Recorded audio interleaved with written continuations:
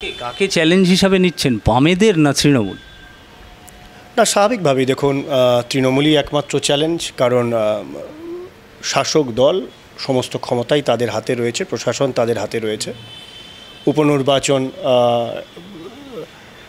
সাধারণ নির্বাচন নয়, কিন্তু এটুকু বলা যেতেই পারে যে নির্বাচন গণতান্ত্রিক উপায়ে যদি হয়, নির্বাচনে যদি সুষ্ঠু, স্বাভাবিক এবং নিরাপদে সাধারণ মানুষ যদি ভোট দিতে পারে, যদি ছাপ্পা না হয়, যদি ইভিএম মেশিন বদলে না দেওয়া হয়, তাহলে মানুষের রায় যেমন হবে সেটা মাথা পেতে নেবে সকল প্রার্থী, আমিও মাথা পেতে নেব। একদম শেষ করব প্রসঙ্গটা এইটুকু জেনে যে ঠিক মানিকতলায় 1, 2, 3 এভাবে কি পয়েন্টিং করলেন যেগুলো নিয়ে মানুষের কাছে ভারতীয় জনতা পার্টি অর্থাৎ আপনি প্রার্থী হিসাবে যাবেন?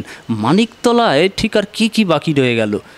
এদিকে মুখ্যমন্ত্রী তো বলছেনই, সর্বক্ষণই বলছেন যে 100% কাজ হয়ে গিয়েছে, ঠিক কি বাকি রয়ে? মানুষের কাছে পৌঁছানো, মানুষের কাছে অভাব অভিযোগ জানা এবং যা মানুষ পায়নি সেটা তুলে ধরা, বিধানসভায় তুলে ধরা মানিকতলার কথা। এছাড়া যে দৈনন্দিন পরিষেবার বিষয়গুলো রয়েছে সেটা দেখা। আমার মনে হয় মানিকতলায় নিশ্চয়ই অনেক কাজ রয়েছে, যে কাজগুলো করতে হবে, যার মধ্যে বস্তি উন্নয়ন একটা বিশেষ জায়গা, নিকাশি একটা বিশেষ জায়গা, যাতে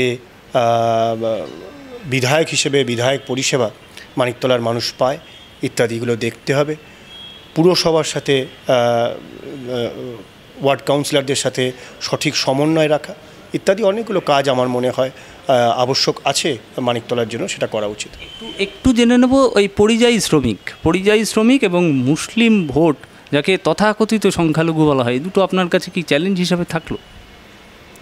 না, চ্যালেঞ্জ কেন হবে? আমার মনে হয় পরিযায়ী শ্রমিকরা যদি তাদের নিজের রাজ্যে কাজ পেত, তাহলে ঘর পরিবার ছেড়ে তাদের অন্য রাজ্যে হাজার কিলোমিটার দূরে পাড়ি দিতে হতো না।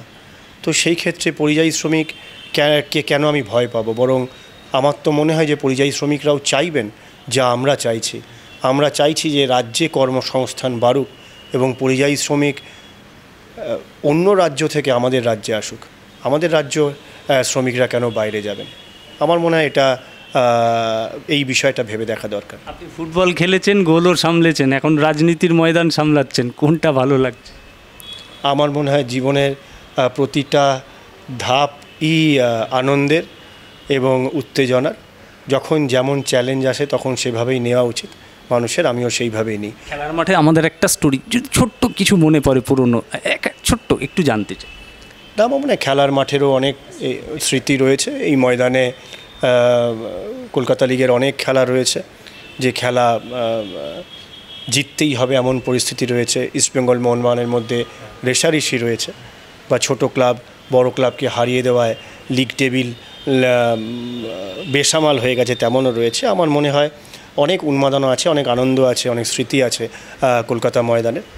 আর এখন ফুটবল কিছুটা হলেও বদলেছে, অনেক বেশি পেশাদার হয়েছে, পরিকাঠামো উন্নতি হয়েছে।